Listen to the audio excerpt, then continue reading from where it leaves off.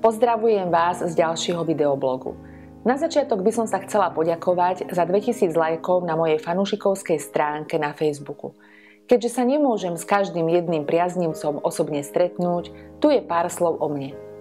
Som matka 2 takmer dospelých detí a tak ako ostatné mamy, aj mne záleží na tom, aby zostali žiť tu na Slovensku. Aby neutekali zo svojej rodnej vlasti preto, že sa doma zle žije.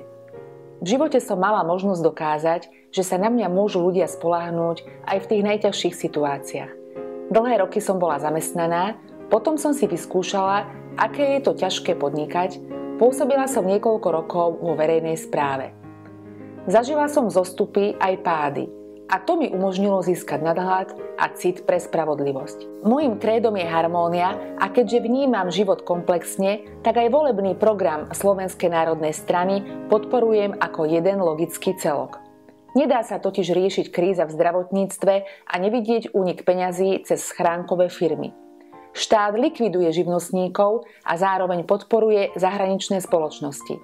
Namiesto demokracie, ktorú sme si tak želali, náš štát riadia oligarchovia.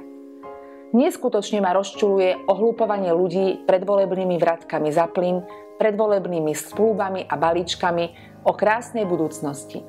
Veď svedectvom o našej prosperite sú štrajkujúce sestričky a učitelia. Nedávno som začula kúsok rozhovoru 2 mladých vysokoškolákov, ktorí ukončili povzdychnutím.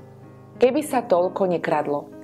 Ak mi to bude umožnené, podporím akýkoľvek účinný krok v boji s korupciou, pretože mi fakt nie je jedno, ako ja, moje deti a časom aj vnúčatá budú žiť.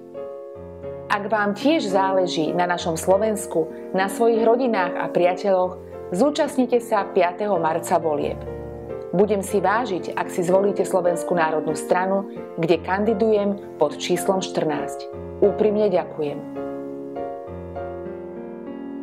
Slováci, ešte naša slovenská reč žije, dokiaľ